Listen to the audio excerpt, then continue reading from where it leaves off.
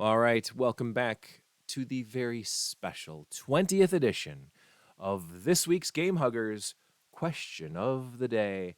That's right, we're back, and it's going to be amazing. We asked the question on our Facebook page. I can't talk. Our Facebook page. We've asked the question on the Twitterverse, also on Blue Sky, also on Threads. I'm slowly ready to let go of Twitter. I'm just this close. I haven't done it yet. I haven't pulled the trigger. It still exists. I just copy and paste my tweets, well, whatever you want to call them, X posts, x.com now. Who the fuck knows? I slowly am removing myself from Twitter and going strictly to Blue Sky and Threads. Haven't decided which one I like better yet. Actually, Blue Sky seems to be more active to me. I think it's actually kind of cool. But I'm saying it right now. I've been using Brand X. He's been using Brand X. But I will say, we asked the question to all sorts of people online on our Facebook page as well, facebook.com/GameHuggers. What is your very favorite game genre and why? This can go along with a lot of different discussions like, I cannot wait to go through all these calls because we have a record number.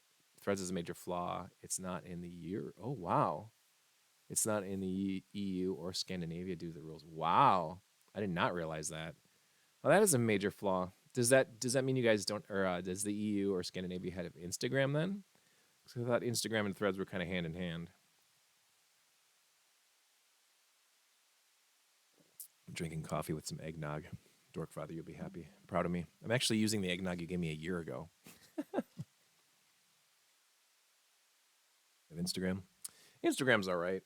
Threads and Instagram are pretty much conjoined or joined at the hip. This is why I use Blue Sky. That makes sense. It makes very much sense. I've enjoyed Blue Sky so far. Yeah, I've enjoyed Blue Sky. I think Blue Sky has been a lot of fun so far. So anyway, the question was, what is your favorite gaming genre? And I think the discussions can go on and on forever and ever about different genres that they liked in different eras or different generations of gaming consoles. It was just a little more noggy. Well, it was the nog the alcoholic nog that was, Game Boy SP was your favorite. First with the black light, didn't need extra accessories to be used 24/7 with the black light, and could play it on dark car rides home from relatives. Or is that a handheld? It is a handheld. It's also a console, but we're talking genres. So think of genres now. That was from Pay the Toll. Wonderful. Love you, Pay the Toll. Genres like fighting games or role-playing games or action games or platformers or like what kind of games do you enjoy? And like a lot of the discussions that we're going to have here tonight are like how they've evolved over time. So say like, man, when I first played an RPG, because I got my own favorites. And I think about when I was a kid in my early, like his early childhood versus my teenage years and versus more grown up and stuff, and what games I've started to become more in tune with. So this will be a fun program. I think we're gonna have a good program tonight. It's gonna be a program. So anyway, without any further ado, Without any further ado, we can hit the phone lines. I've written down everybody. One thing I'd like to do, and maybe we'll just do this right away because I'm not even sure how to do it, is we're going to show the video. We have a video submission this week. So let's start with the video submission, my friends. We'll jump here, and then we're going to add. Let's see if I can do this. Man, I don't know if I can. Oh, no, here we go. No.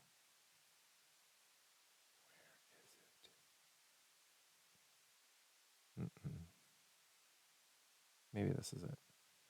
Okay, we're going to create a new one.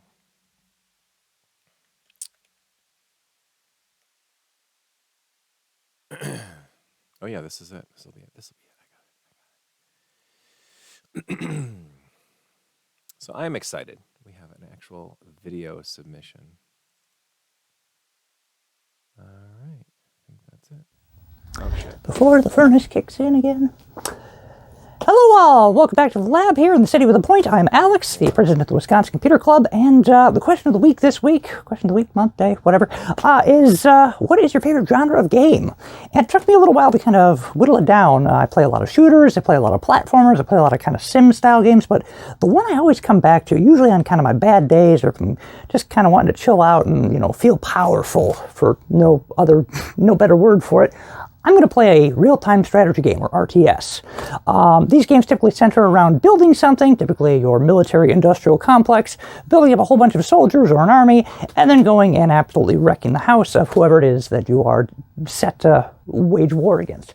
Behind me here we have Empires Dawn of the Modern World. The English are taking on the French, and they are winning pretty handedly on that one. Here we've got Command & Conquer Generals. This is the Shockwave mod. And it looks like the United States is taking the GLA on pretty hard there.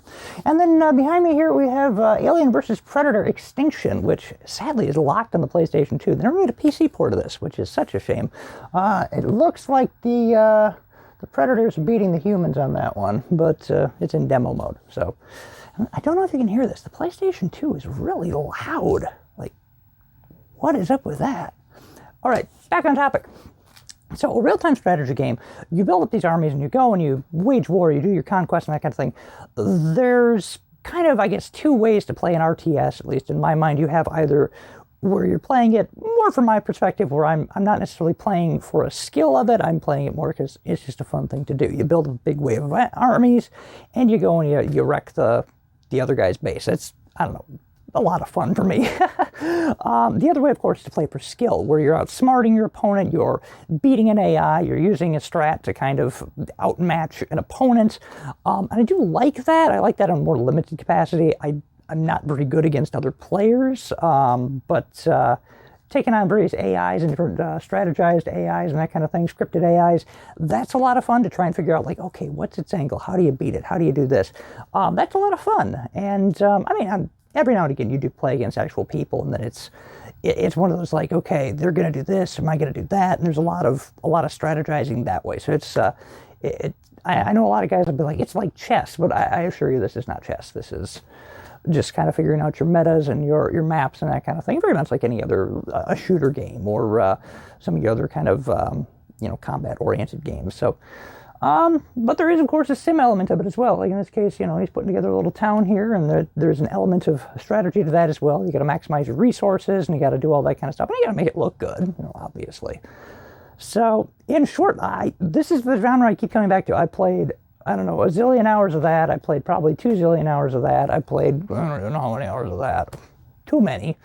And that's just the ones I've got here. If you talk like Red Alert or StarCraft or those kind of things, oh my gosh, I've lost a lot of hours to that. But that about settles it. Thank you all so very much for watching. Thanks again for all the questions. Joshua Turbo, definitely if you're not subscribed to Joshua Turbo, you should do that, because he's going to be playing all kinds of other crazy stuff. He's playing Dead of Brain right now. Oh boy. Oh boy, that game needs some help. But yeah, definitely check it out there. Also, come check out EverCon. If you like this stuff, there's going to be all this stuff and more. Well, maybe not this stuff exactly. This one's got some problems. But stuff that works will be at EverCon, and we'll have all kinds of fun games set up for you guys. We'd love to see you there. So, I think I've shilled out to everyone I need to on this one. Thanks again so much for watching. Have a tremendous night.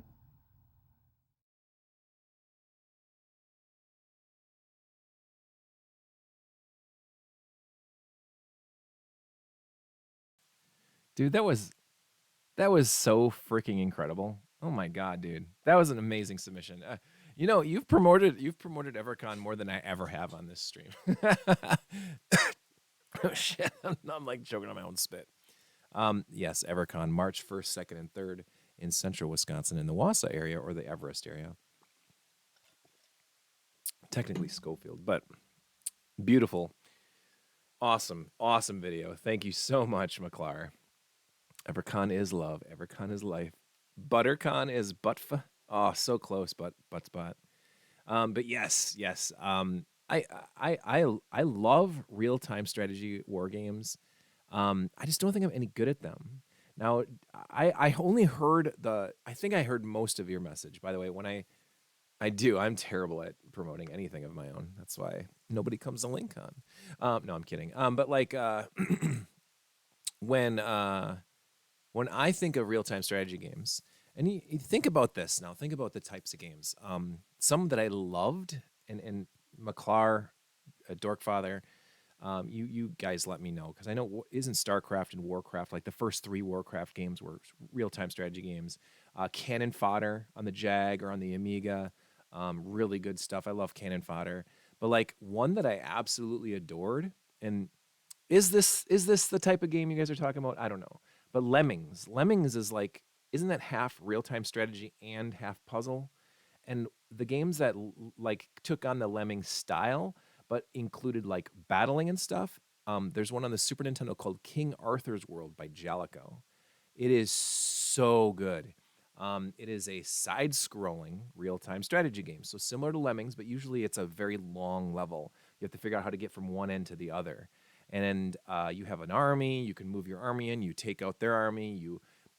There's puzzle aspects where you have to set up an archer, and then they shoot over a hill or whatever, and they're like, and it's this war going on, and I love that type of game. That is really good. Dune real time strategy, that's really good too.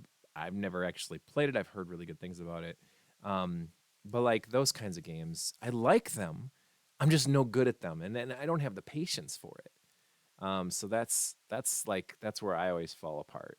And it's like I've never beaten any real time strategy games. Maybe I need to find the right one that's more for me. Is Krusty's Funhouse considered real time strategy? That's a real question. I think I beat that one back in the day, but that was really fun. But all right, let's get to the next caller. We got quite a few to get through today, my friends. So let's just rock right through. Oh wait, that was Alex. Awesome submission. Thank you so much, McClar. I appreciate you so much. That was such a wonderful thing. I was actually thinking the Black PC was the one we killed at Lincoln. Oh my gosh, for real? Oh, I believe it. I believe it, man. I love that monitor in the back with all the stickers on it. That one's like the legendary monitor. That's the first time you ever sent me a picture of the Amiga working. You sent me a picture with that monitor, so I will always give that monitor a tap and just say, "Good boy. You're a good boy. Good strong man with a strong urine stream." All right, so let's jump right into the next caller. Here we go. This is from our good friend Hankola from Hankola's Creations. Well, this is a question I've thought about quite a bit, and I think that probably platformers, that platform gaming is probably my favorite type of gaming. It's one that I constantly come back to all the time, and it's actually where I look to for my current needs of video games. I don't have a whole lot of time to play, so a platformer is nice to just pick up and put down, and that it makes gaming a lot easier for me. I know that there's a lot of people that get into like the whole, RPG platforming, like Legend of Zelda and stuff like that, but that isn't usually my go-to unless I've got a lot of time on my hands to be able to spend.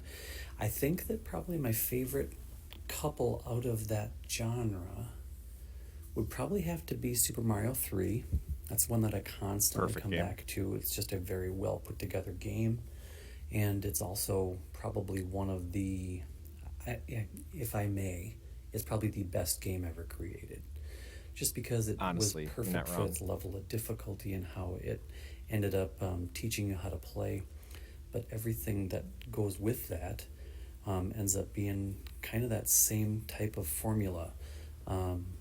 If it were to be a recent game, it would be like Curse of the Moon is a great platformer. That one runs extremely well, a lot like the Castlevania franchise. And kind of in that same vein of that platformer, kind of goes into, kind of that whole Konami Contra run and gun, because Yep. that's still kind of that platformer format. So I would say my favorite one is definitely the platformer genre. If you play Super Mario 3 is one of those games where it's like, gosh, the platformer genre is just wide open because if you equip the fire flower and you're running around fire flowering bad guys, that's a run and gun now. It's a run and gun game. And then there's auto scroller levels. Those are I don't know what kind of levels those could be considered. Super Mario 3 also has flying mechanics with the feather and super running. It's amazing. That game has everything. But there's that blurred line though. And what is a I was talking about Super Mario 3 on my stream the other day. Yeah, heck yeah. Super Mario 3, I'm personally more of a fan of Mario World, but I do know that I think Mario 3 is probably overall the better game of the two. It just does so much. It just does so much. Mario World, I think, has that. It was the first time really dabbling with the 16-bit world where I saw it and I was like, whoa, parallax scrolling and stereo surround music. And, it's always going to be like my favorite platformer of all time is Mario World. But like for real, Mario 3 is wonderful. But that's the blurred thing there. So he had mentioned like Castlevania and Contras and stuff like that, or Circle of the Moon, which is sort of a Castlevania spin-off to some a lot of the original development team from the Castlevania universe worked on Circle of the Moon, but it had nothing to do with Castlevania, had nothing to do with Konami. But that's like that blurred line. Like, what do you consider a platformer then? Because yes, you're walking on platforms and you're attacking and you're jumping, but then like a cutesy like mascot platformer, like a Mario game or a Sonic or a Bonk, Bonk's Adventure, Bonk's Revenge, those kind of games. They're what do you call that there? Like mascot platformers and then regular platformers or what? Because I don't think of Mario 3 and Castlevania 3 as like the same type of game. Like I just don't. And I know they kind of are, but they're not. Like they're just so different. But like, man, I mean, then you've got a whole world of Turok 64 has platforming elements. That bastard game. Yes, Turok 4 versus the Fog. Turok 64, sorry. Um, I remember the first time I saw Turok and I was like, wow. But then I played it for like 20 minutes. I'm like, ah. I'm glad I didn't really support the N64 much because yeesh. But all right. So let's platformers, man. It's hard to go against that because every console has platformers. Every, retro, newer, everything. There's great platformers. It's hard to argue against it. It's probably one of the best genres of any kind of game ever. You are an N64 guy. I get you. I'm not. I am so far from a fan of the N64. I have very, very few N64 games that I enjoy. But anyway, let's get to the next. Oh, hold on here. We might have another one. Here comes a new challenger. I've actually not reviewed this at all, so this could be a dangerous. All right, here we go. DJ The Haze chiming in, and well, when I'm not dreaming of bathing naked with Joshua in the hot springs in Japan or making wacky video game remixes or DJing, I like to play retro games. Like Pac Man or some old shooter or something on my trusty Atari 400 computer. But honestly, I don't play a lot of games these days, but because of the Jash, I dream of games, and I will be playing them again soon. Oh, the games. Oh, the baths. Oh, Joshua's naked body. Oh, how I long for thee. I'm so fucking glad that I just played that. Awesome. God damn it, you bastard. Okay. No, funny story of that to that one. Tim and I actually did go, and the hot springs are an onsen in Japan, which you have to get into naked. We were there. It's a requirement.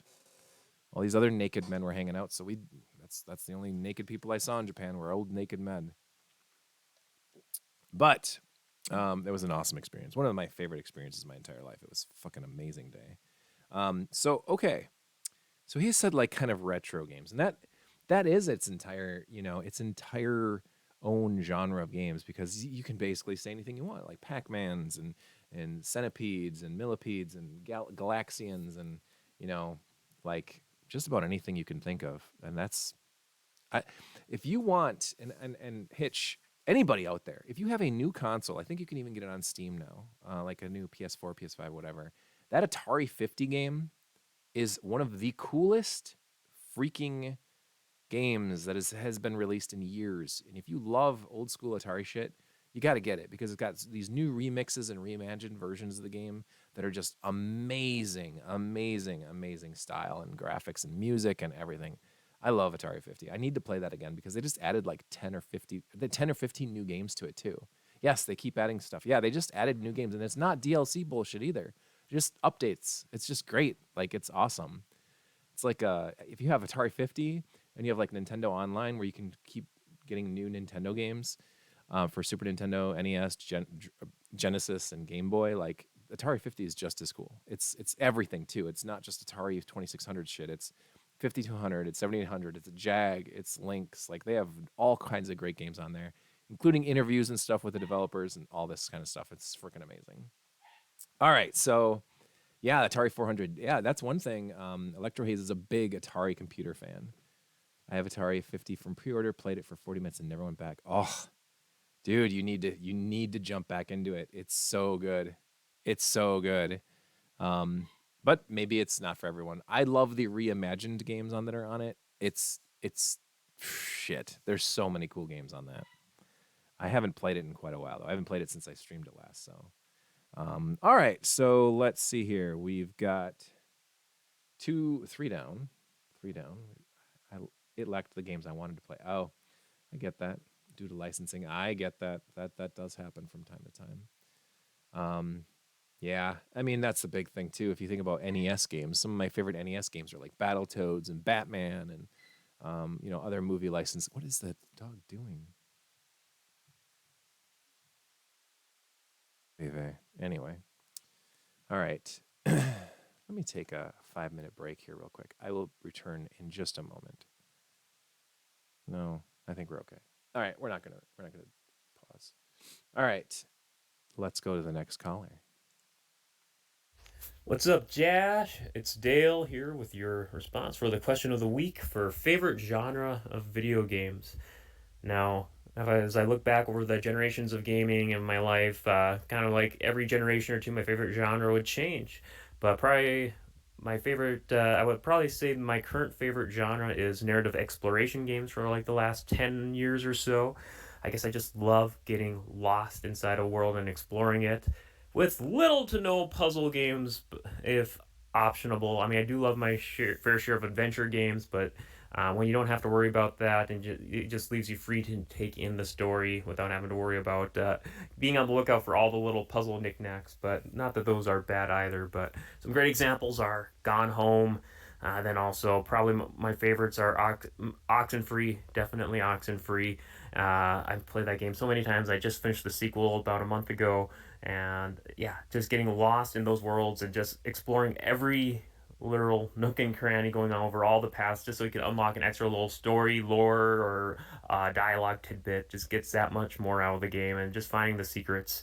Especially when you get to take in these games feature such unique and immersive art styles. Just get yourself wrapped up in. Firewatch is another great example. And then I even consider the Quantic Dreams games these. I know those games can be divisive, but usually the journey they take me on, I usually like, even if the story goes a little bit off the rails in parts. But Indigo Prophecy and Heavy Rain especially, I really have fond memories of playing those games multiple times just to see that all the different options that could just spiral from out of nowhere. So those are just a few examples. I can go on forever, but I know I definitely like the indie game movement has been keeping the narrative exploration genre alive and well with way too many entries to keep up with. Yeah, I care to see your thoughts on the narrative exploration genre and what you have to say for your other genres throughout the show. Have a great episode, Josh. Peace. Dude, Dale's so cool. So he had said narrative. Hey, I just want to apologize in advance. Whoops, why did it play right to the next one? Narrative exploration games. I've actually never heard of it called that before, so now I'm like very, very intrigued. Narrative exploration or walking sims, as Hitch has said. Um, so like these kind of games, I used to think of them as like limited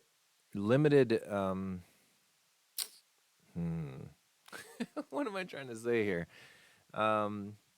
limited intervention style games where you're basically watching a movie. I like these, but picking them out from the puzzle games is tricky sometimes. Yeah, right? Like there's limited interaction, but you're mostly just watching a movie. Yeah, they're horror games, the style where you're just kind of walking through, you interact with something, you intervene here, you interject whatever, and then it's more movie. And those are great, and I do enjoy those. But um, I've never played Oxenfree. It looks cool.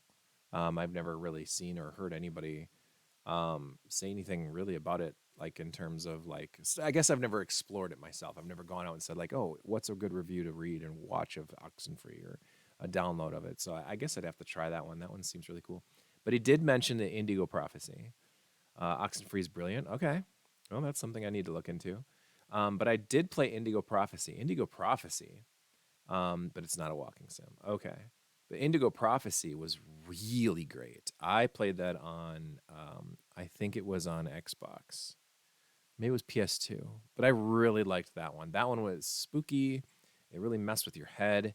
It had branching paths that happened almost instantaneously. Any decisions you made. It was really cool because one of my best friends, Fame Douglas, who has done some of these, answers for the question of the day, yeah, that's got good memories. He had played through it, or at least played through most of it.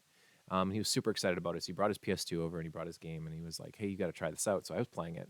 And it was like, what was its other name? Oh, I don't actually know what Indigo Prophecy's other name was. There's a lot of different games. I think that's a Sega game, right? Or is that THQ? I actually don't remember. And I don't have my games. They're all in storage bins now. So I can't go dig it out and look at it. But something is weird with me. I like to know what company and what development team made it. Because it's like, oh yeah, I like that one. Or if it's a shitty development team, it's like, no, it's crap. It was originally called the Project 2 before being renamed to Indigo Prophecy. Thank you, AI Alicia. That's really helpful. Thank you. So like Fahrenheit. Oh, interesting. That's really crazy. Fahrenheit? Well, what's Project 2 then? Anyway, so like anyway, I started playing Indigo Prophecy and like 20 minutes into it, he was like, I've never seen any of this yet. And I was like, I thought you've played like hours and hours of this game. And he's like, no, you did something different than I did. And now I'm seeing an entirely different part of the game. It's like every decision's a branching path. And so it's got like unlimited replayability and all kinds of stuff. So I really liked that one. And that was what I would consider. If you're talking about, oh man, walking sims or narrative, interactive narrative games, like that's a cool idea for a genre. I always thought of like a lot of those games that felt like movies, with the limited interjections here and there, were fun, but just not necessarily something like, it's that weird, like it's a different type of game now. There's no high scores. There's no, beating your friends or, speed running it necessarily.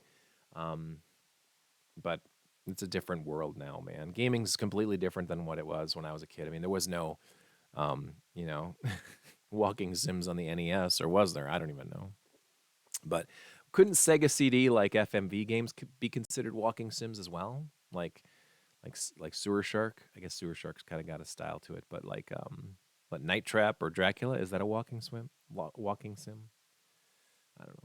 Very cool though. That's a really cool genre that I have very limited experience exploring. So, all right, let's get to the next caller, shall we?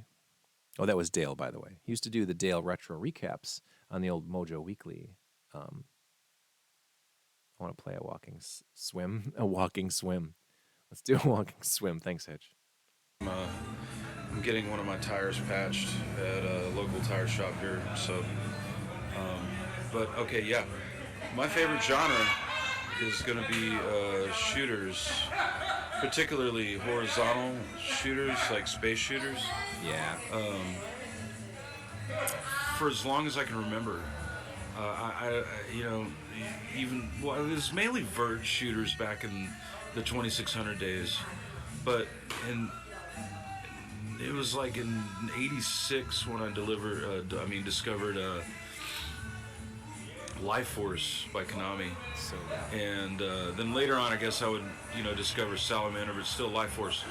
And then I loved Silver Surfer. Silver Surfer was so tough and punishing, It is so hard. and the music was so awesome. And so from there, the Darius games, Super Darius, later on Super Darius 2. I really enjoyed all the iterations and ports, and my favorite one was Darius Force for the Super Famicom, or Supernova as it's known here. When Darius Gaiden came out, it was like, wow, I knew for sure this is like the pinnacle. It was like, this is my favorite series or saga in this genre. But I really realized that later it was just like games like R-Type 3, Polestar, not so much Blazing Star, Psychosis, Aldines, Ordyne, Sinistron. I even love Deep Blue. I think Deep Blue is fantastic, especially if you've got like an arcade stick. It's a very punishing game. Raise Amber 2 and 3, we talked about Raise Amber 2. Yep. I love the games that are just environmental hazards and power-ups and tactical speed-ups and slowdowns, like in the moment. I don't like to wander. I don't like to dawdle. I like to be pressured when I'm playing, and I'm stuck in the 90s. Like in the late 90s, when everybody was just, having, Street Fighter Alpha 2, tournaments and Final Fantasy 7 freak out sessions, and bong hitting the bong and doing marathon Final Fantasy 7, get-togethers at the Sky Harbor Apartments or whatever. I'm like at home with my VCR loaded and a feed going in from the Sega Saturn, a composite feed, and like learning the final boss mannerisms and moves. Like, what the hell hit me? I'm gonna tape it this time, and I go back and review it, and then beat the game. That way. I mean, like that was my special place. I mean, those were the happiest days of gaming for me. Reviewing my gameplay to see what I could do. There were, it was so much fun, and it's probably in the last 10 years is when I realized, there are a lot of games that I do love and a lot of games that I don't love. Unpopular opinions all around. I mean, like, for the Genesis, Gyres, awesome Holy game. shit. Gleylancer, I don't know. I still Gleylancer's need to play amazing. more of it. Eliminate Down, definitely. Even though it kicks the shit out of my ass also.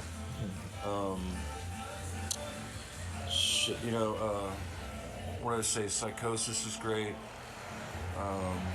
Anytime. R-Type Delta for the PlayStation. My favorite PlayStation game right there. Nine-hander, it's alright. Not as good as R-Type Delta, but yeah. So that's pretty much it. That's my favorite genre right there. Specifically, that one. I do love some Verts. I do love Nexer, Blazing Lasers, and Super Star Soldier. Great games. Yeah. Soldier Blade, not so much. I don't like that you have that lack of variable speed. Like, I like to be able to speed the ship up faster, slower, maybe somewhere in between. But I typically don't move around. I typically don't like to move around really fast around the fucking screen. Okay, that's what I have. Thank you very much. Keep doing what you do. Love it, man. Have a great day.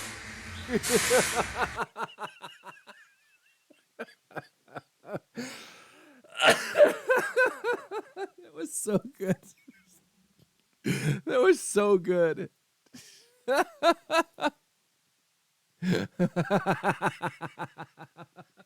typically don't.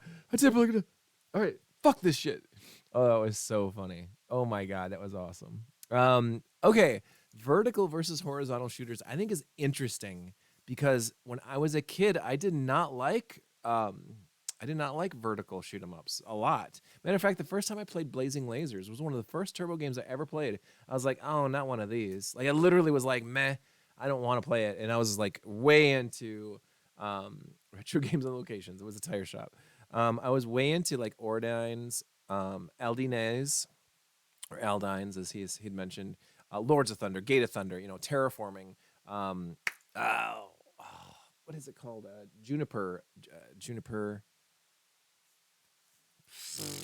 something, Juniper.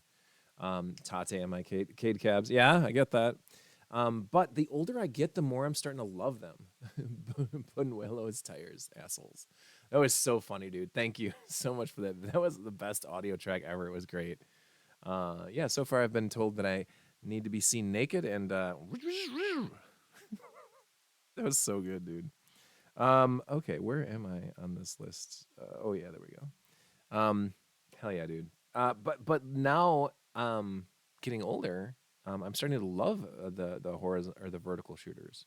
So like yeah, horizontal though, and that's like you're talking about Life Force, you're talking about Salamander. I love the Gradius games too. You didn't even mention Gradius, which I give you props for because those got really obscure in some of your references. But Gradius, dude, oh fucking A, man. Gradius, 2 on the Famicom, 3 on the Super Nintendo. A lot of people give it shit, but it's fucking awesome. And 2 on the PC Engine is wonderful.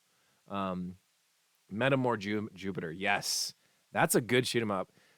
It's actually like if it had ever gotten ported to the U.S., it would have been a perfect way to do another terraforming game because it's all those weird shit. It's all space. It's all bizarre space stuff. And there's actually one segment in why are bullet hells the best schmoops? Oh God, they're not. So there's your answer to that. Bullet hell. Somebody should have said bullet hell then because I'm actually not a bullet hell fan. I will give it to you as far as Ikaruga and Radiant Silvergun. Fine, those are wonderful. Castle Shikigami, wonderful games. But I just like to play fighting games with girls and just watch them. I don't even care about playing. um, they're not Hitch. Ugh, I'm just not great at bullet hells. Just want to watch bouncing. Did you ever play that? Was it Rumble Rose Wrestling? DJ, I think you'd like that. Yeah, Gradius 2, Gradius. Yeah. But like for real, like bullet hell games, they're tough. They're really tough. My only issue with them is sometimes people just release more bullet hell games and they just don't feel like they're any different than the last one they played. Where I'm just watching it and it's like okay, whatever. Dale, myself, and Pickle Friction, and John from Mojo Menace. When in March of 2022, we played shoot 'em ups all month long, and I played through so many bullet hells that month. By the end of the month, I almost thought I had like developed Tourette's. I was so fucking angry. I didn't even. I was like completely gassed. I was like, I don't want to play this shit anymore. So, Psychic Storm, yeah. There's some good shoot 'em ups on the Dreamcast too. Dreamcast has a load of good shoot 'em ups. But like for real, I think I like your horizontal shoot 'em ups as well. I like them more generally, but I love verticals too. So I just not the biggest bullet hell fan. Some are really good. Some that stand out are amazing games, but overall, I just once I see all the bullets on the screen, I'm like, yeah, I'm kind of checking out because like the hitbox on your ship, like the bullets are going through your wings and stuff. It's like this is kind of cheesy. You're not that good. You're just lucky. But all right, let's get to the next caller. It's hard for me to pick a favorite genre in gaming. Um, when I was younger, and even still today, I like it a lot. I definitely would have said adventure games. And by that, I mean, something with less emphasis on RPG stuff, but, kind of open for exploration. Back in the day, after playing like Legend of Zelda for the first time, right? I feel like that's a game that encompasses that genre very well. So games like that, and I would also include action adventure in that Loom too. is amazing. Games like Assassin's Creed and things like that, right? Very much story focused, focused on exploring a limited area. It doesn't have to be open world, but they can be. Games like Horizon, right? A lot of games today have RPG elements, so there's a bit of genre blurring, but that kind of story first, exploration type game where you feel like you're going on a grand adventure. Always been my favorite when I was younger. But then as I got older, I started getting into FPS games, right? And I'd say, obviously, for that kind of genre, Doom, both the original and the 2016 reboot. Great examples of that. But for me, outside of that, really what it comes down to is as long as a story has great writing, great characters, and a good story, that's what matters to me more than the genre when it comes to gaming. That's what I play games for. So, obviously the gameplay still has to be good. I don't want to play a bad game, but the story and all that is first and foremost. I want to feel like I can connect to the game that I'm playing, which is why I don't really play much co op or competitive games. Very, very few. And for me, with very few exceptions, gaming is about experiencing a story and moving on to the next one. So, uh, I feel like the adventure or action adventure genre does that very well in general. I so he'd kind of gone into adventures. That was our good friend Chris Bossert. It, by the way, he's a good guy. He's been a long time contributor to the show, so always love when I can get messages from him for these question of the days. But like um, adventure games. Now this is where the line is like, is it point and click adventures? Is the adventure style games like Horizon Zero Dawn or Uncharted? It's kind of an adventure game. Is a Zelda game an adventure game then, or is that an action adventure? Like I don't know, action RPG. But like I think of point and click adventure. When I hear adventure, I think of Scum, SKU or SCUMM, VMV. I mean Scum VM, with like Loom and Monkey Island and like The Dig. Fuck. Oh, there's a really good one. Oh, it's the motorcycle one. Why can't I think? Full Throttle. Full Throttle. Holy shit, is Full Throttle a good game? I've actually never played through Full Throttle because of towards the end or about halfway through the game, you have to do these like live action sequences, like almost real time events where you're on a motorcycle and you're kicking other guys. I hate that shit. I just want to play a point and click adventure game. Let me play that. But the Dig's so good. Things like Uncharted don't class as an adventure, even though it has one. I mean, it's also a platformer, right? That's the difficult thing. These games nowadays, that's those. That's the narrative games. That's what like Dale was talking about. It's kind of different than just straight up adventure. But yeah, point and click adventure games. You'd mentioned Loom. Loom has such a amazing story and such great atmosphere. It's a Brian Moriarty game, Lucasfilm game. Um, I first time I ever played it was on the Turbo Graphics, Turbo CD. Then I played it later on PC. I actually played it. It was the very first game I ever beat on this Twitch stream. So it's like uploaded on YouTube. Nudge, nudge, wink, wink. We beat it in one night.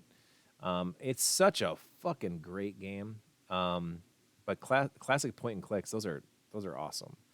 Beneath the Steel Sky, oh, so many great games. The Sam and Max games, 256 colors VGA point and click are the best. Hell yeah, dude. Oh yeah, King's Quest. There was King's Quest games on the Coco, my Tandy color computer.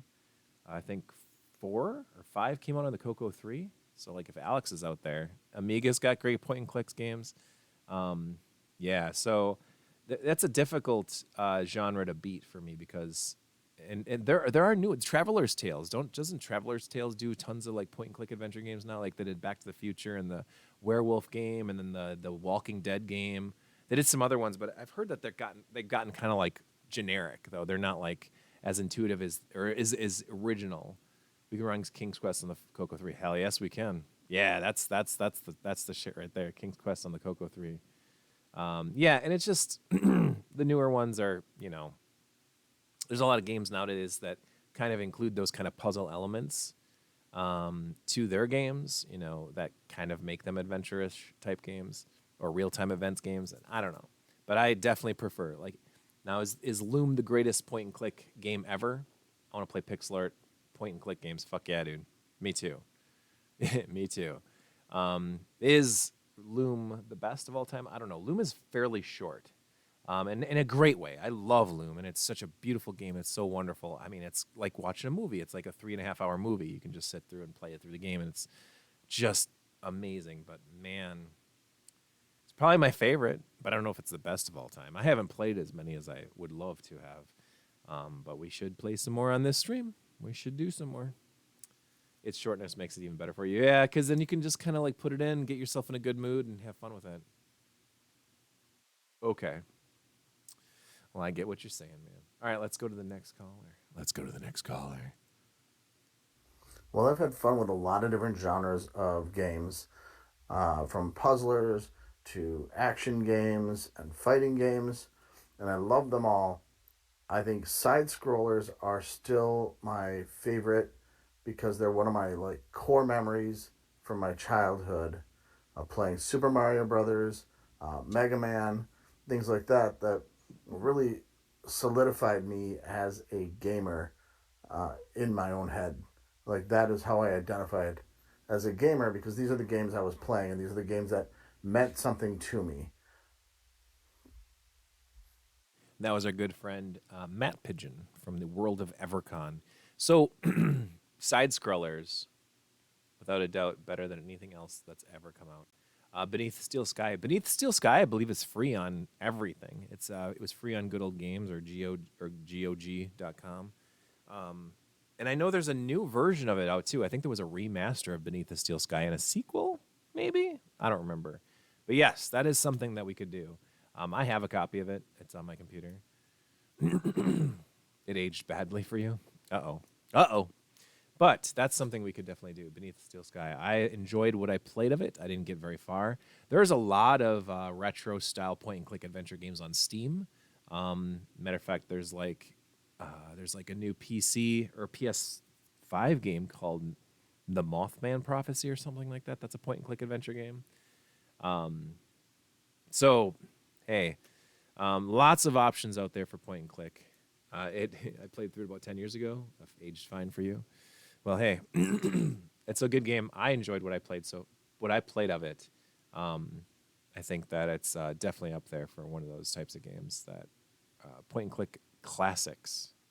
But for real, the Beneath the Steel Sky, it definitely is a lesser known because when I was a kid growing up, and I would read through magazines. Which, by the way, if you haven't noticed, I've added more to the area back down here. So now I'm starting to slowly build up what we've all got in this area in here, so I can kind of like reference things now. But I got a whole line of Nintendo Powers. I've got all my old EGMs here too. I've got most of the runs from 1991 to 93ish, 94.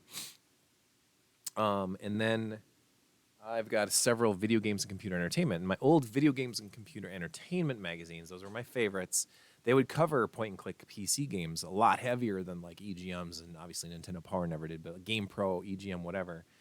They wouldn't cover PC stuff nearly as much, but VG and CE, or Video Games and Computer Entertainment, would talk about PC stuff like it was the fucking godsend. Like it was like, yeah, Mario 3, that's great. But Beneath the Steel Sky, here's a 7-page full color strategy guide on how to get through the first area. Like it's like, whoa, PC looks amazing. And so they always push PC as like this big, dominant, fucking amazing, way to play games. And so when I saw screenshots of like The Dig and Loom, when Loom came out, man, like that was a big deal in VG and CE when Loom got a port to a console, because all they talked about was how great the PC version was and how close the turbo version got to it. But like, yeah, I don't know. I never heard a lot of Beneath the Steel Sky, so we're having a discussion right now. Retro Hitch says that Beneath Steel Sky is mediocre, slow, average puzzles that slowly turn into a puzzle pixel hunt, whereas Loom never ages out. But again, this is just my opinion. Retro, I see what you're saying. I just love the story, the artwork, and the humor and the voice acting. Don't get me wrong, it's not a bad game just for me, Guys, I love you. All right, let's go to the next caller. Oh, Matt's got a good point on side scrollers. They ruled roost back in the day. Oh shit, we didn't even talk about side scrollers.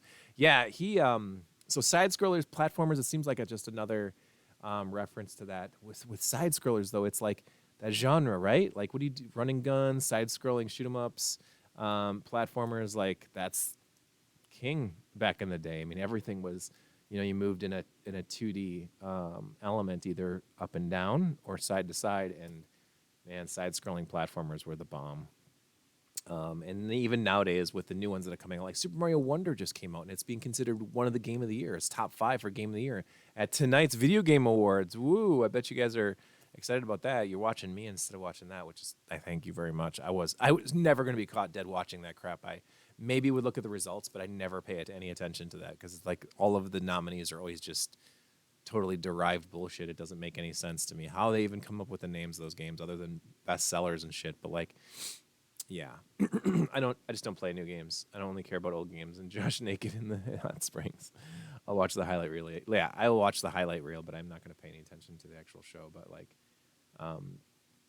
yeah, right.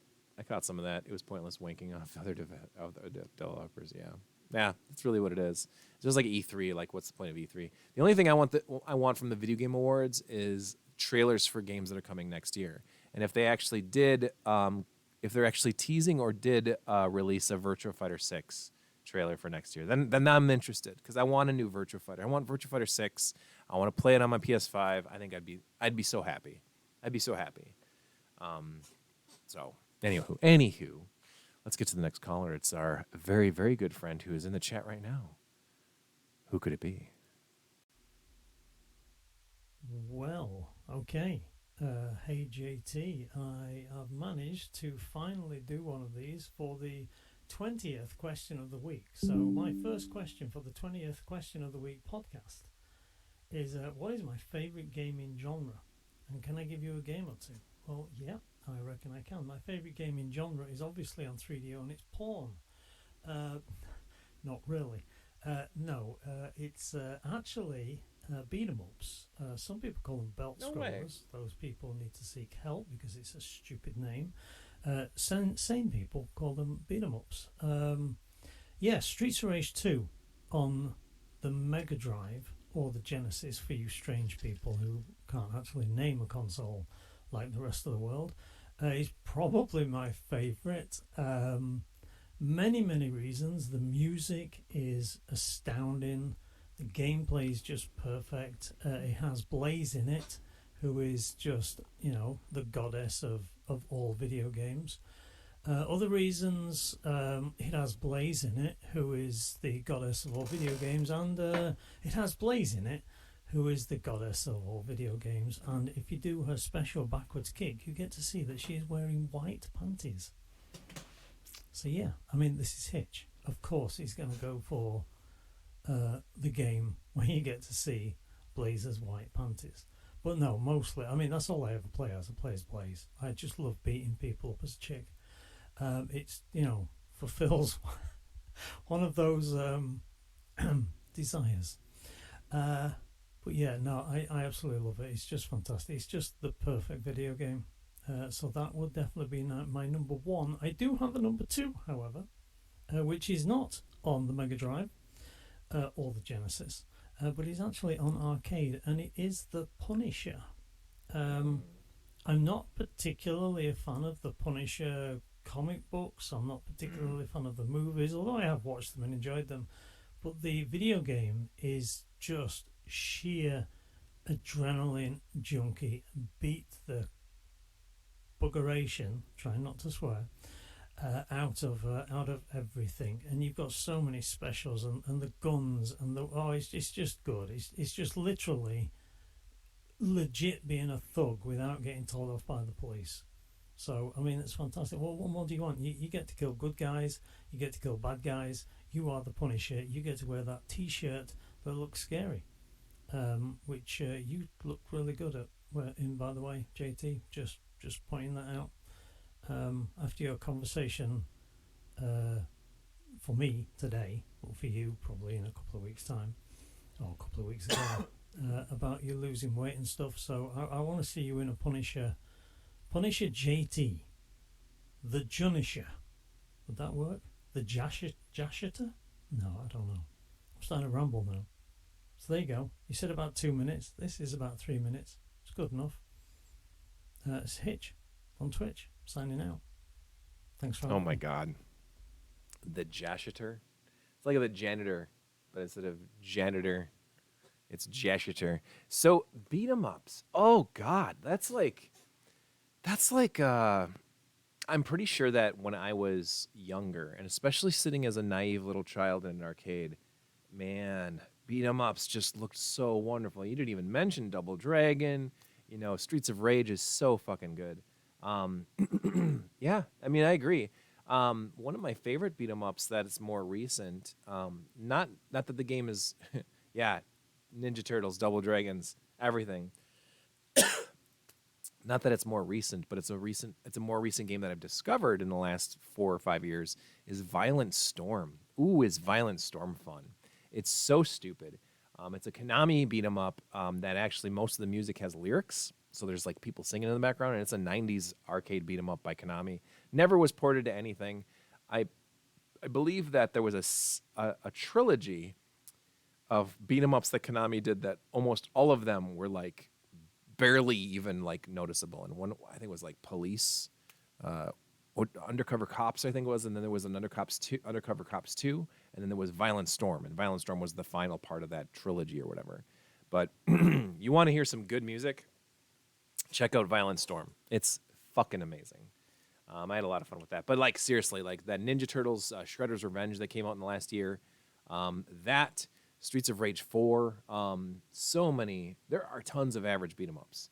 I agree, but the good ones are amazing. I love the Neo Geo beat 'em ups. Like Sengoku was really good, and one of my favorites is Mutation Nation. Mutation Nation, I love. Like that's one that I can constantly keep going back to.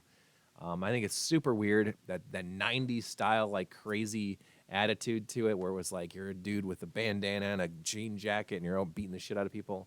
And if you're a fan of the Turbo, playing yeah, MVS games, the Neo Geo is wonderful, and if you can consoleize your MVS, you've got tons of wonderful beat 'em ups from the Neo Geo world. But like in the Turbo world, we had one called Riot Zone. That's probably, weirdly enough, is probably the one beat 'em up I've made an annual playthrough of mine. I usually play it once every year around the holidays, so it's actually coming up for time for me to play it again. But it's the easiest beat 'em up ever made. It's only one player though, sadly, but it's got an amazing soundtrack and the visuals are pretty decent. I like Riot Zone. It was derived from a arcade game called Riot City. The Riot City game is actually much better. It was actually a West Tone beat 'em up in the arcades, but like good stuff. Beat 'em ups are awesome. I love beat 'em ups. I love a good beat 'em ups. And that's what did you call the belt scroller? Because it's kind of like you're just walking along the edge. I love beat 'em ups that have a lot of variety too, that kind of change things up every once in a while. And I think that's why with Ninja Turtles, like Turtles 4, or Shredder's Revenge, or Turtles 2 or 3 on the NES, like those are some of the games that really stand out to me, just because they were so unique. They change things up a lot. Streets of Rage 2, like you had mentioned, is probably one of the best beat 'em ups of all time. I'm not sure if it is the best of all time, but Hitch, I'm curious, and I don't know if you've ever heard of this, or played it before. But have you ever played Paprium on the Sega Genesis or Mega Drive? This is, in all intents purposes, one of the strangest beat 'em ups, but it's also one of the most beautiful and incredibly done games. This is your Watermelon Studios. That's the new one. Yeah, this is actually the Kickstarter for this started in 2014. It was released finally in 2020 or 2021. I can't remember exactly when.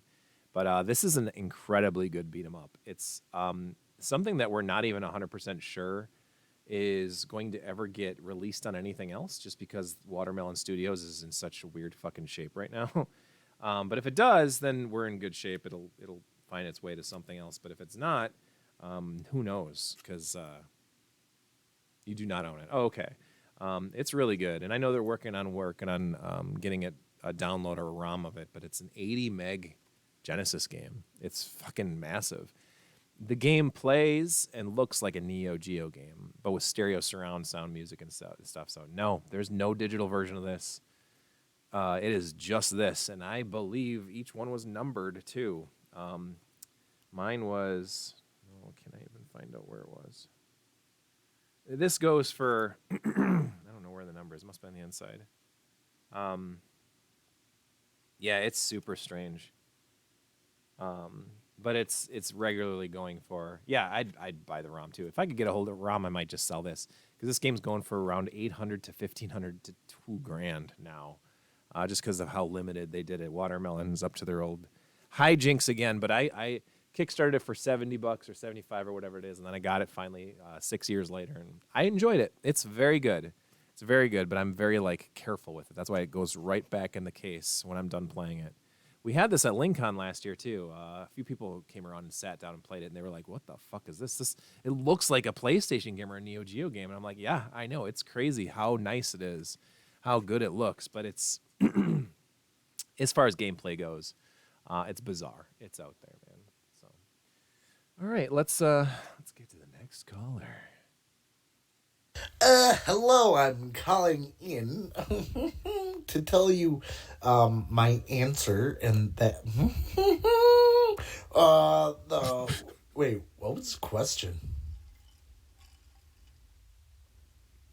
Oh yes, yeah. So like my favorite genre is horror.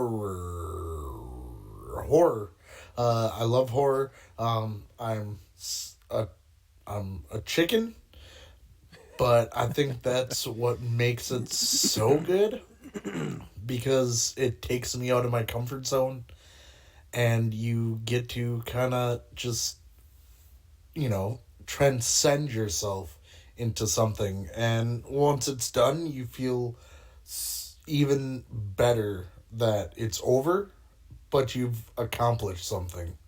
Plus stories like psychological horror games like Silent Hill,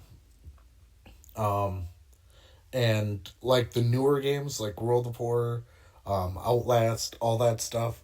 It has amazing storylines that you wouldn't really feel as much like in a regular, just action adventure or something, because you put your heart into horror games because you don't want to go, through the pain and the trauma, but you want to push through and you want to, get through it. You know what I mean? I'm talking a bunch of mumbo jumbo, but it really pulls you into where you want to see these characters succeed and get out of the terrible mess that they're in, and just the twists and the turns and all the design, the sound design, the monster design, the boss designs are just amazing, and that's my favorite genre. So love you all. Yeah, that was our good friend Benjamin, who is also Ben Plays It All on the Twitch world. Survival horror or just horror games in general, I am terrible at. I'm actually pretty certain I've never played through a single survival horror game, unless you consider like Left 4 Dead survival horror. I loved that when the TV series for for Left 4 Dead came out. I played through the game as well. Fucking amazing how close the game was to the TV show. It's just incredible. But yeah, I'm terrible, and I am also a chicken. I remember I started playing the Resident Evil The Village. Was that Resident Evil 7? I think it was 7. I got like a half an hour into it before I was too scared to play it. I was actually just genuinely freaked out. I'm like, nope, I'm not playing this. I don't want to wade through water and have a corpse come floating by me and then a monster chasing me through the water where there's like an inch of room above you and you're in the water up to your nose and you're like drowning. And no. That's not something I want to put myself into. And even worse could be a horror game in VR. Are you crazy? I'd die. I'd actually have a heart attack. I would not want anything to jump scare me and jump me from behind. Absolutely not. I am a total chicken when it comes to that. So I am no good at survival horror games. All right, let's get to the next caller. This is our good friend Perfection. All right, so my favorite genre, and this is probably super biased, would definitely be, a wrestling game. Wrestling genres, obviously, can't go wrong as a wrestler. That's kind of biased. That's literally where the whole game series of whether it's WWE or now AEW, that's literally where I brainstorm ideas and to see what works in real life. And because I put so much time into my wrestling creation to make it look just like me, body type, face, tattoos, everything, that's where I can workshop gear mostly for the most part. And then also and also, seeing what moves and basically just having it, the art reflecting life or vice versa. But if I had to be, non-biased, I don't know if it would be my favorite, but genre I really love are like the interactive dramas, or There it is again. or telltale games where you make different choices and it affects the outcome. And that can go in there, uh, but something about those are really fun to me. Um, and I know, most people are going to be like, oh, well, you're basically just watching a movie at that point. But it's just like, Aren't you? it's like the way I play it with my friends. What we do is typically there's a cast. So like these are games like Until Dawn, The Quarry. Ooh, Yeah, the Quarry. Until Dawn, The Quarry. Um, and games like that. Basically, that whole series is great. But what me and my friends do, we because the cast, there's like 8 people in the cast. We'll pick a number of people and we'll just see who survives. And if that means killing another person's character because we want to be a butthole about it, then we do it. And that's the game. That's the fun that I enjoy. And plus, those games are just they just have really good stories in the first place. So if I had to choose, yeah, those would be my games, my favorite games. Other than that, don't really have a specific genre that I like other than wrestling. But yeah. Thank you so much for that call. That's super cool to find out though that and so Perfection's a wrestler. He's an indie worker. He's been trained by Seth Rollins, so he's been around the world in terms of wrestling locally in the Midwest. But he's worked with some incredibly talented people, and he's a super good worker, super fun wrestler. Actually wound up watching him, I think, pre-COVID once, and then connecting with him on a wrestling show that I've worked on. Because little does anybody care or know is that I've done some indie work. Matter of fact, I'm wrestling on this 16th, so in 9 days, I got a wrestling match coming up. Great. Yeah, but I'll be working on a show in Green Bay. But Perfection, really, really great worker. He's got his own Twitch stream too. I think his Twitch stream is Madman Mike, I think, or something like that. But super good worker, and that's really cool to hear though that he kind of workshop some ideas and moves and stuff via the wrestling games. The wrestling games right now currently are so interactive and so simulation. It almost really is a real life simulation of what you see in the world of real professional wrestling. So it's really cool. And then that interactive, that narrative interactive style games, once again, kind of rears its ugly head. But that's the type of game that a lot of people are into these days. The Telltale games. I was thinking it was Traveler's Tales, but it's Telltale games. Yeah, those are big. Those are big right now, and so it's cool to hear that more and more people are liking those style of games. All right, let's get to the next caller. Hey, Joshua, Jash, Turbo. It's Jake, long-time listener, multi-time caller. I wanted to call in and kind of chime in, give you my opinion, my thoughts. Of course, it's my opinion. I mean, you asked the question, so you asked us to give us our opinion, so this is what I'm calling in for. I mean, why else would you have us call in if it wasn't to give our opinion? You know what I mean? No idea. Anyway, where was I? Oh, yeah, I'm answering a question or giving my thoughts on something. Really, I'm just seeing how long I can drag this out before I actually tell you. But That's no, I really think it depends on the system. Because your favorite genre on one system might absolutely suck on another. For instance, one of my favorite genres is RPGs. And guess what? RPGs sucked on the Nintendo 64. But That you know is what true. excelled on the Nintendo 64? Fighting / wrestling games. Okay. Hello No Mercy. Hello WrestleMania 2000. Hello WCW versus NWO World Tour. You know what I mean? Does that make sense? Yeah. So, the Super Nintendo, I personally think the turn-based RPG was king. That's just my opinion. PlayStation, you know what? I am going to absolutely make everybody cry a little bit in the comments, but I really didn't like the PlayStation. I didn't either. It was okay. The one game that I loved on it was Final Fantasy Tactics. So there is the one. There is the one. I think that was what it excelled at. But then like PlayStation 2 RPGs. There were so many good ones. So many good ones. Same with PlayStation just does really well. I really like an action RPG as well. You could call or an adventure. How about this? Adventure RPG. I like that better. Assassin's Creed are okay. Actually, my favorite Assassin's Creed was Black Flag.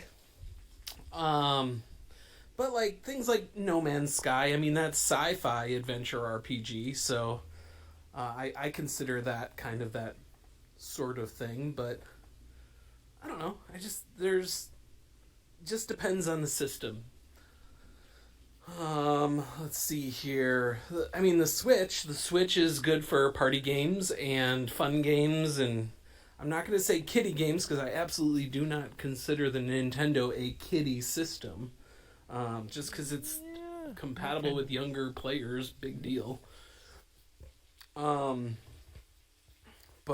anyway, I hope that answered your question. I kind of rambled a little bit.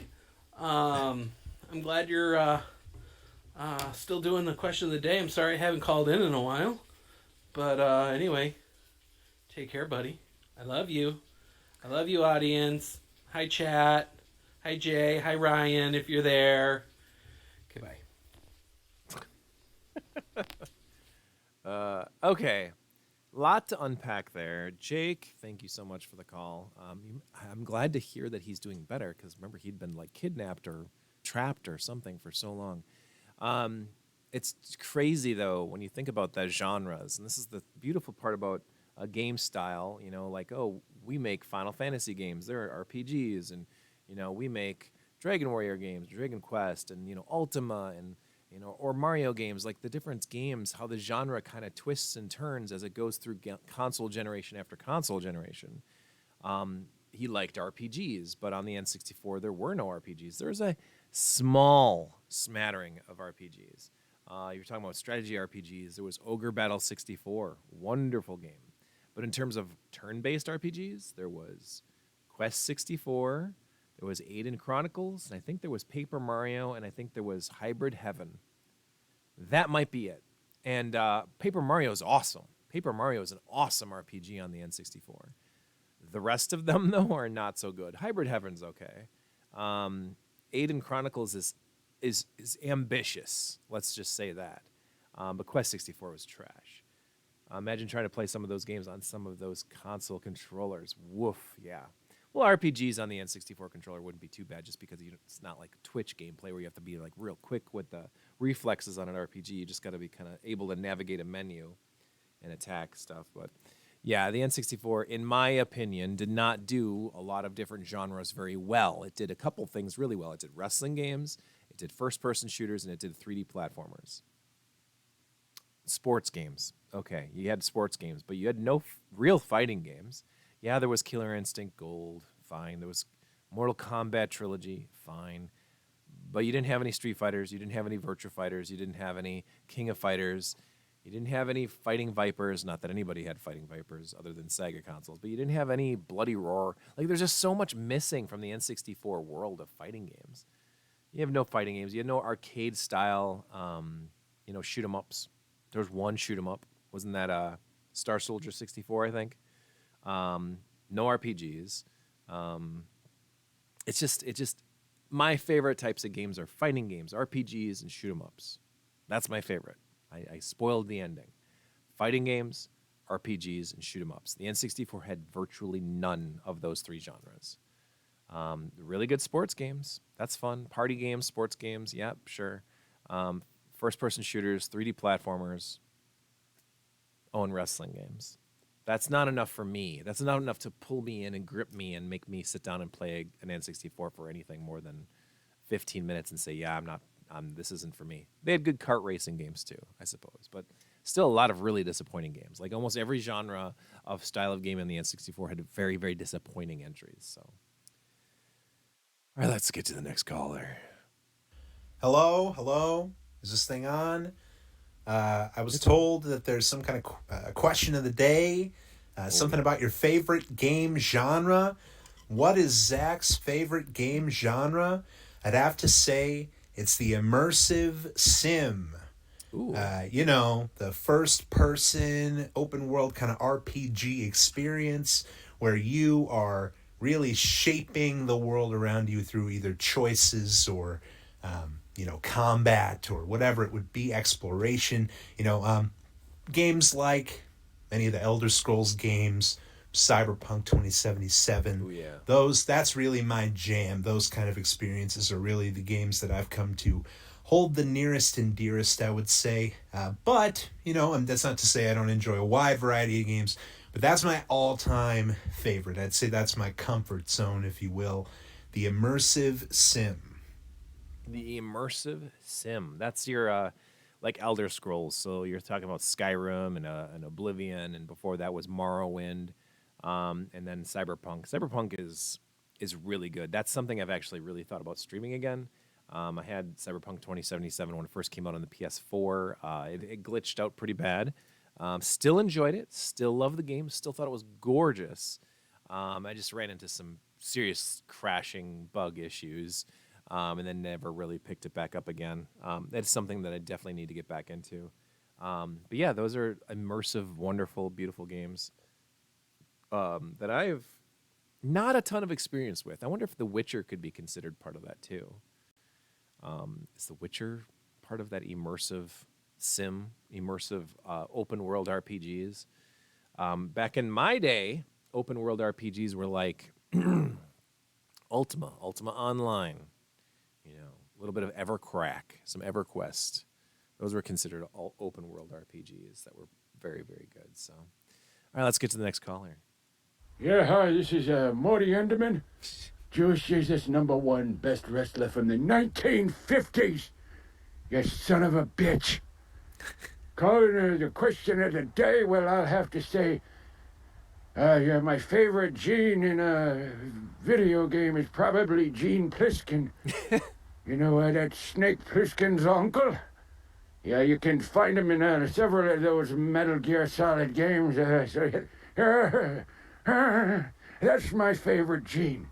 Snake Plissken. Is Snake Plissken, wasn't he in the Escape from New York and Escape from LA movies?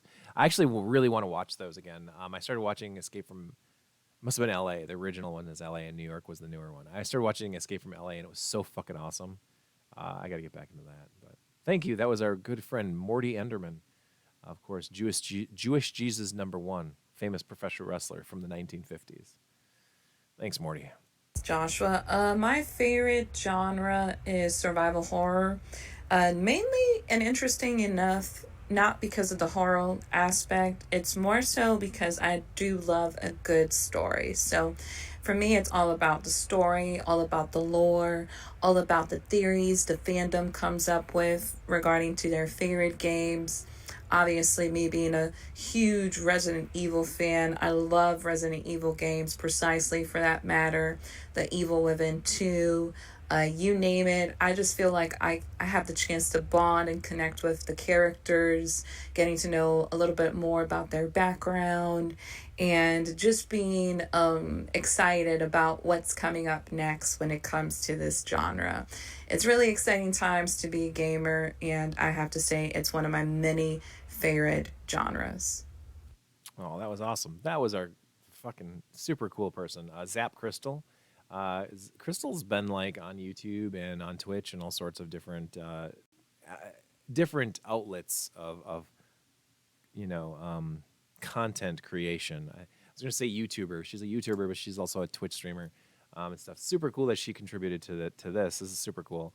She posts on the Game Huggers Facebook page, so facebook.com/GameHuggers. You can see Zap Crystal. She shares all of her videos in the Game Huggers Facebook group. So if you're ever interested in checking out to see what kind of crap we got in Game Huggers, we got all kinds of stuff in there. So thank you, Zap. That was very, very cool. And survival horror, another vote for survival horror. That's really cool. I do know she's in love with the Resident Evil series because she constantly does these Resident Evil like score type videos, or like when you're going to do pickups, and so she'll go and find like all these random, really obscure Resident Evil like knickknacks and toys and stuff at game shops and stuff. And whenever she does, she always makes a video about it, so it's super cool. But I'm not. I'm too much of a chicken shit to play survival horror stuff. I don't know how you guys can just how you can stomach it. Doesn't it make you scared? Aren't you jump scaring the whole time? But yeah, and she also Twitch streams a lot of those types of games too on her Twitch. So definitely should check that out. This is manager of Champion C. Martin McClure calling in to say my favorite genre of video games is puzzle games, primarily handheld puzzle games. Big fan of the Game Boy Advance, Game Boy Color, Picross, Tetris, Dr. Mario, Yoshi, stuff like that. All right, peace. That is C. Martin McClure, who is a manager of Champions. He's one of the managers from the NOW and NRW World of Wrestling, local Midwest wrestling indie promotions. A lot of wrestlers calling this week. That's freaking awesome. Morty Enderman, Perfection, McClure, super cool. McClure mentioned like puzzle games. P-Cross is an awesome type of game because it's something that I never really understood growing up. But the more I get in, maybe it's because I'm getting older. So Doom 3 is a survival horror game. I guess I knew that. It's more of a survival horror than it is a first-person shooter, isn't it? That one's crazy cool. I like those games that are more subtle and the shit hits the fan and then it's like crazy, but like you can go through a big chunk of the game and just explore and you see little monsters in the background or something that's like, oh shit, you gotta hide. That Alien Isolation was another really good one like that. And then the very first Unreal. The first Unreal was awesome. Logic Pro 3 is an arcade P-Cross. I have the PCB. Oh, that's super cool. Logic Pro 3. Oh, that's awesome. Yeah, I like P-Cross games. There's actually one homebrew game on the Turbo Duo or Turbo Graphics called Tongue Man's Logic. I don't know if you played that hitch, but you definitely need to try it. Tongue Man's Logic. It's a really fun P-Cross game on the Turbo. It's a really cool one. Alien Isolation is good. It's really good. I actually have that on. I have it on the. I think it was on 360. I had it on 360, don't I? And the Switch. So I got it on the Switch most recently. The only thing I'll say about the Switch version is I don't like the analog stick controls on the Switch. Is like it's on the I think on the Xbox or the PS4 or PS3, it felt more intuitive when you'd like just barely move the stick forward. Your character would slowly move. On the Switch, it's either crawl or fast, and there's no like middle ground. I was a little disappointed in that. Joy-Cons don't work so well with Alien Isolation for sure, but yeah, puzzle games, P-Cross and stuff like that, super cool. Yoshi's Cookie and Yoshi and Dr. Mario, Tetris, all those handheld games. Sit on a sub system or whatever. Completed Alien Isolation 4 times on stream. Hardcore and Nightmare Mode 2. Holy shit, dude! I need to tune in for one of those videos. That's crazy. I never beat it either. That's another one. See, that's another one. I got too scared. I get scared when I play Friday the 13th with my friends, and I know it's just my friends trying to kill me. Like I'm hiding, and then I see Jason walk by, and I'm like, oh, I gotta stop. I'm dead. I suck at survival horror. That's survival horror. I mean, should there be a survival hoarder genre of games? It's just like people going to Goodwill and buying up shit. All right, here we go. Hey Turbo, this is Felicia Fancy Bottom calling in, long-time listener, first-time caller. My favorite video game genre would be turn-based strategy games. I love turn-based strategy games, my favorite being Civilization 6. My brain either works too fast or too slow because of the ADHD, and the turn-based movement cycle allows me to think through my moves, which is why I enjoy those a lot more than real-time strategy games. Thank you. That was Felicia Fancy Bottom, who has been in the chat many times. Not so much recently, but I know they're busy AF with the real world of work and stuff. So Civilization 5, yeah. That real-time strategy stuff is crazy. I'm curious now, do you think people that like real-time strategy games tend to enjoy board games or like deeper, like high intensity board games with like lots of different logic and different components of the games. I'm noticing that a lot of people that are into board games tend to like real time strategy games on computers or gaming, video games and stuff like that. But thank you so much, Felicia. Best time to start Civ games is at 2 a.m. and then 12 hours later you're still awake playing. Oh God, that sounds like a nightmare. There was like Battle for Wesnoth. Holy shit, that came out of my brain out of nowhere. I played that once. I actually think that's the type of game that I did play in the middle of the night once. When you install Linux or Ubuntu on a computer, usually you get a slew of like cheap little free games that they'll throw on for you that you can get off of the Ubuntu's game shop for nothing or whatever. But Battle for Wesnoth was one of them, and that's a real-time strategy game.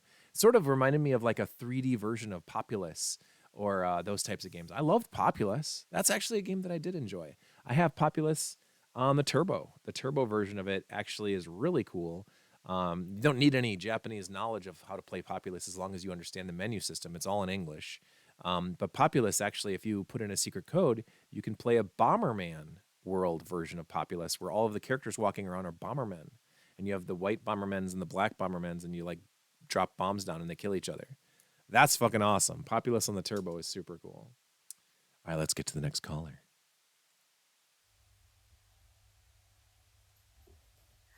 All right, Josh. So you wanted to know what my favorite genre of gaming is.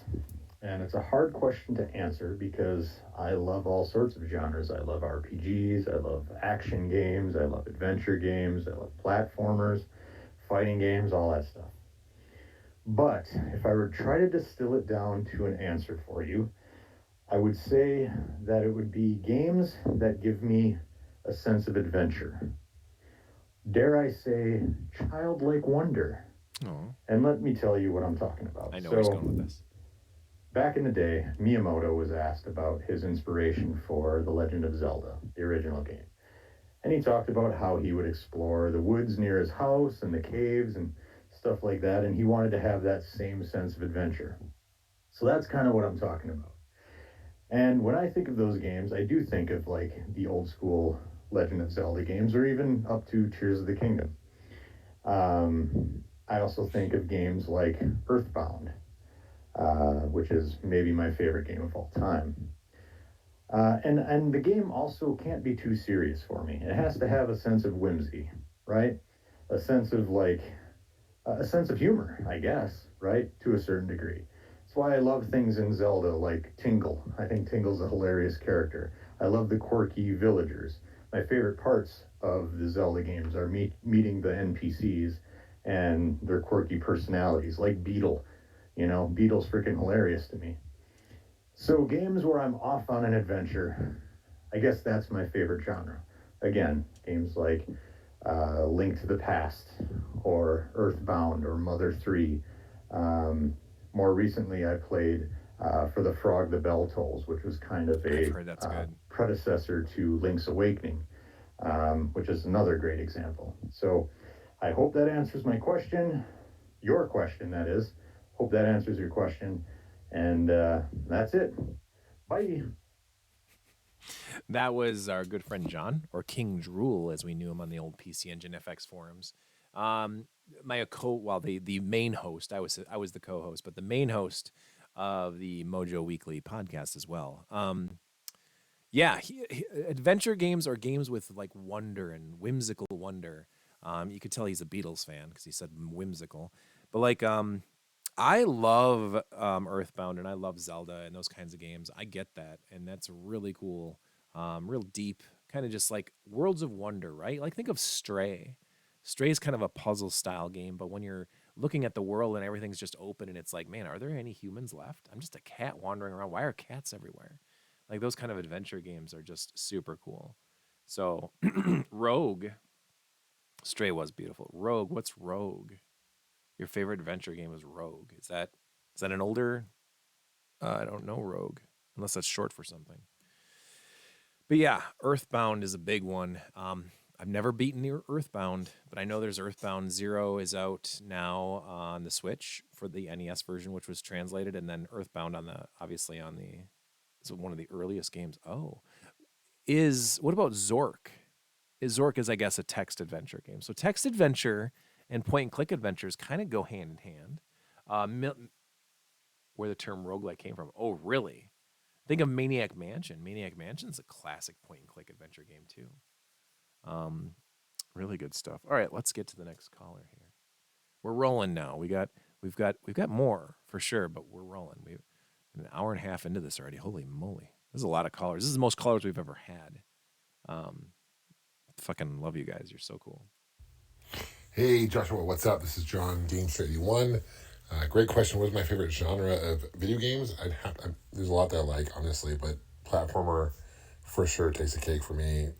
Just between the Mario Brothers games and Sonic and Donkey Kong Countries and all those games, Mega Man. I mean, there's so many great platformers and definitely my favorite genre of video games. Thanks for the question and thanks for including my answer.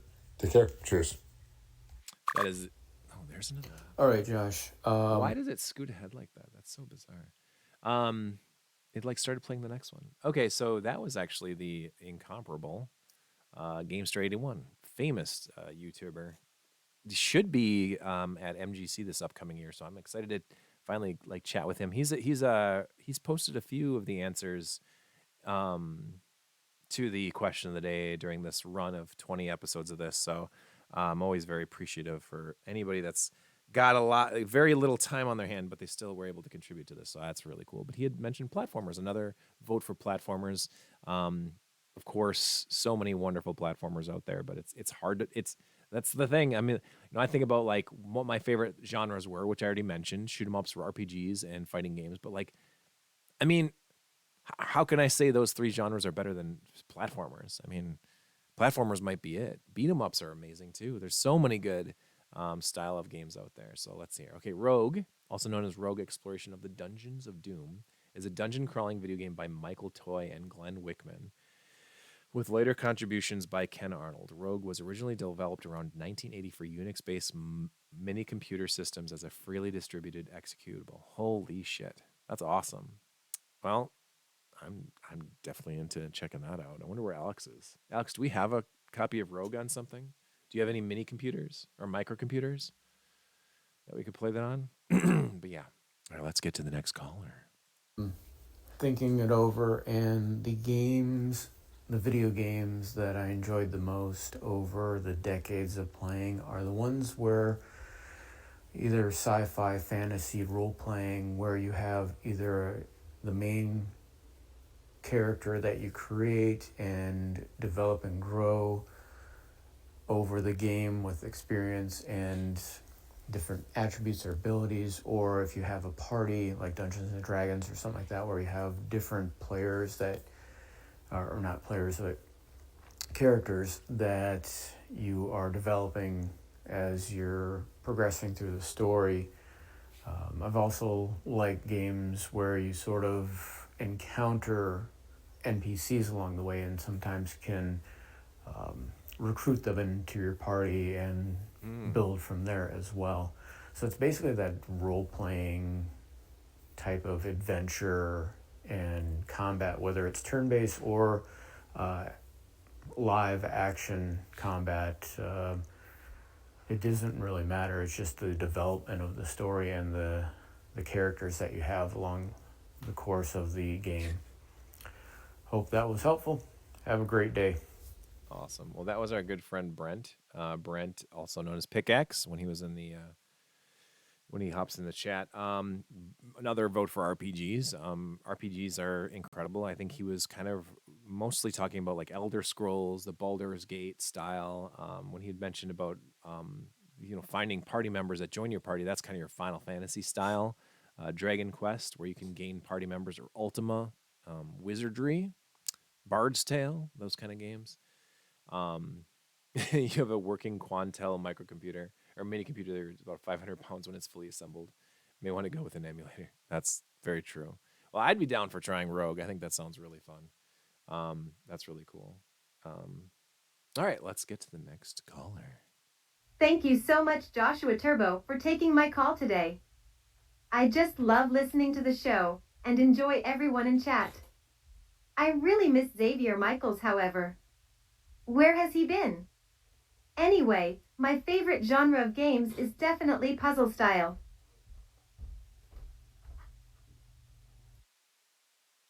Interesting. That sounded awfully robotic. And they miss Xavier Michaels. Puzzle games, yes. Tetris is Dr. Mario's. It's another vote for puzzle games. That's like McClure had mentioned. They're really good on the. They're good on the old handheld, like Dr. Mario, Tetris is. You know, a couple puzzle games that I absolutely adore. Clax. I have a Clax tattoo on the back of my leg. And then also one of my favorites is Panic Bomber on the Turbo. I love Panic Bomber. Panic Bomber is one of my all-time favorites. Oh, there's actually a PSP version of Panic Bomber that I'm not this big a fan of. It's weird how that game kind of came out on everything. There was a Neo Geo version of Panic Bomber. There was Super Nintendo. There was a Virtual Boy version, and then there was the PC Engine or Turbo Duo version. I like Panic Bomber. That's a really good one. It kind of combines the Dr. Mario or the Tetris style with bombs. And so the bombs blow each other up. And so you have two different elements going on. You got to match up colors. You also have to match up the bombs. And then a lit bomb will get dropped into them. And then you blow up all the bombs and all the colors will match up. It's a very, very cool puzzle game that I wish would get more love or more remakes. Konami, where the fuck are you? Because like every 2 years there's a new Puyo Puyo game. But there's never any like some of the other more unique ones. Like we could really use a Super Puzzle Fighter 2 Turbo. I think a Super Puzzle Fighter 3 Turbo would be awesome. I like the Super Puzzle Fighter. Yeah, AI Alicia, I'm pretty sure that was you, wasn't it? Thanks for the call in. Let's get to the next caller.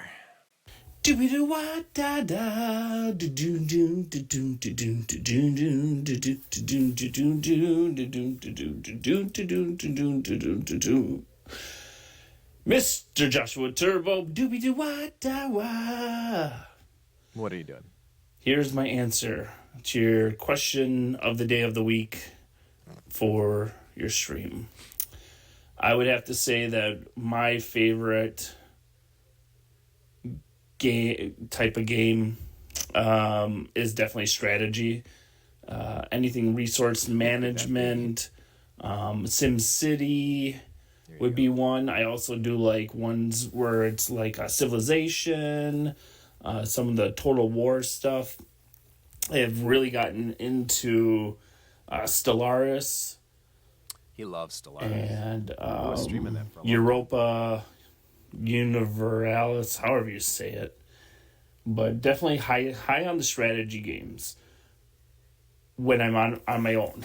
When I have friends around, I like playing lots of like wrestling games, like way back in the day, back in the 90s when we were still young pups, and you play some Raw is War, and that was just no better good times. I'm not saying that right. Or a Bomberman or something. If I'm on my own and I'm going to play a game, favorite genre is definitely simulation, high strategy type games, resource management type video games. But if I got friends, I want to just play something that's fun, relaxing, a little smack talk on stuff. Even some Maddens would be awesome on there. I am not very good at fighting games, particularly like Mortal Kombat or Street Fighter, Killer Instinct, any of those. I'm terrible at. I'll play them, but I don't do very well. So, all right, Mr. Turbo. Do-we-do-wa-da-da. Happy stream. Happy stream. Got a good stream. Good, strong stream. Mm-hmm. Good hearty stream. More votes for real-time strategy. And yes, the when you have friends over and stuff, party games or multiplayer games, Madden, NFL Blitz was always fun. One of my personal favorites is Super Dodgeball. I love playing dodgeball games, either the Neo Geo version or the original NES version of Super Dodgeball. The PC Engine version, Dodgeball, also really, really wonderful. Any of those Technos multiplayer games were super fun. But yeah, we'd play Monday Night Raw on Super Nintendo, 4 players, Royal Rumbles. Those were amazing. Those were fun. I loved that a lot. And then of course, like the N64. There was one thing N64 did really well, and it's another one of their, the 5 genres of Doom that they actually do well is the party style games, Smash Brothers, Mario Parties, those kind of games. Mario Kart 64, Diddy Kong Racing. The racing games, but they're meant to be played together with friends, and they did really good jobs with those. So like having friends over and stuff and playing games on your N64 was pretty good, was pretty fun. So like playing multiplayer games like that were super fun. Couch co-op is what they call it now, because multiplayer is considered online gaming now. Lame. All right, here it is. This is our very final caller for this week's question of the day. My favorite genre of gaming. What a question! How does one begin to answer such a question?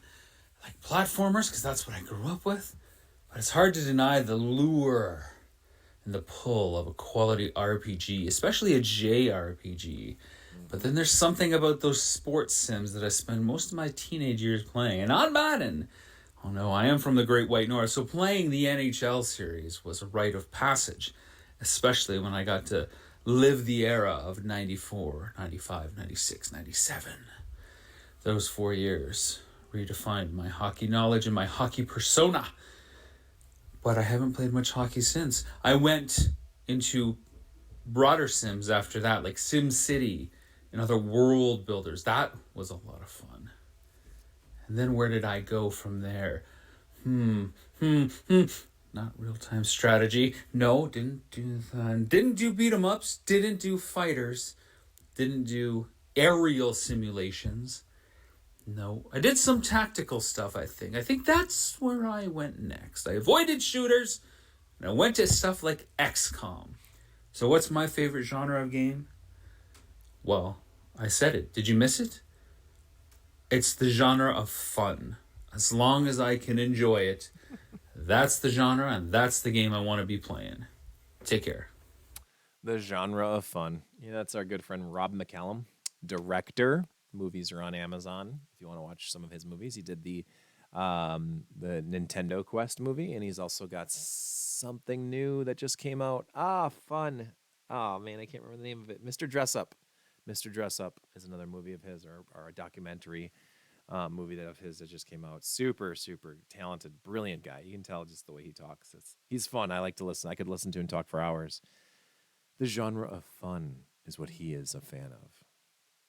And that does it. That does it for this week's question of the day. I do love each and every one of you. I think that was super, super fun, you guys calling in and really making it an awesome moment, an awesome event this week, because I'm not sure if we're doing it again.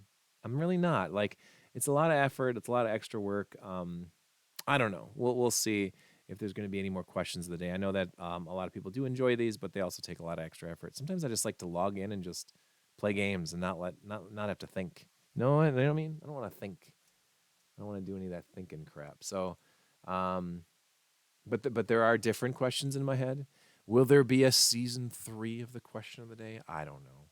I did them in kind of like 10 episode blocks. So when they go up on podomatic.com, they get plopped up in 10 episode blocks. So this next season will probably start after the new year, and then there'll be 10 episodes of that on Podomatic, and then they'll be caught up to that after 10 weeks of that. So we'll see if there's any more. But I'm definitely taking a break from doing the questions of the day. I did what did I do? One in October, none in November, and then I just did one now in December. So it's like, yeah, I agree. There were some really good answers, some really in-depth answers. A lot of fun tonight doing these. I always have a blast doing it. And yes, I'm very glad that Retro Hitch, I'm glad you got to do one too, because it's very cool. It's a good variety of different people and different ideas and concepts of what types of games. We heard everything from horizontal shoot 'em ups, not vertical, horizontal shoot 'em ups. We heard running guns. And actually, no one said running gun. Not one single person said running gun. I just blopped out running gun. Running gun's one of my favorite genres of all time. I don't think it's my top favorite. I'm either RPGs, fighting games, or shoot 'em ups. That's got to be it, or platformers, I suppose. But running gun is right there. I love running gun games a lot. Gunstar Heroes, Contra 3. A lot of people would go right to Metal Slug. I'm not the biggest Metal Slug fan, though, weirdly, right? And I can consider running gun games those top view ones, too. So you got like Akari Warriors and Last Alert or Red Alert on the PC Engine, Bloody Wolf on the Turbo. Like, Yeah, there's some really good shoot 'em ups. Mercs on the Genesis or arcade, really good stuff. Um, but yeah, I adore all sorts of different genres of video games. But I'm really glad that I got to hear so many different people, 22 different people chime in this week for the question of the day. So that's definitely a record, the most ever to ever contribute. So I appreciate everyone getting their answers in this week. Super cool to hear from everybody. I'll go through the list real quick. Should I go through the list? Yeah, I'll go through the list because I wrote them all down. Thank you, Rob. Thank you, Brent. Thank you, Gamester81. Thank you, King Drool. Thank you, Felicia Fancy Bottoms. Thank you, Mr. C. McClure. Thank you, Zap Crystal. Thank you, Morty Enderman, Zach, Jake, Perfection, Ben Cleets, Retro Hitch, Mr. Pigeon, Chris Boss, Nathan McLean, Dale Hankola, Dark Father, AI Alicia, Alex, and of course, the legendary Electro Haze. Thank you so much for contributing this week to the question of the day. I always appreciate you guys so much. You are always in my heart and in my deepest soul. So if we never ever meet again, if we never do another question of the day, I just want to let you know that we ended on such a high note that I think this was my favorite one ever. Question of the day, number 20. Love you guys. We'll see you next time.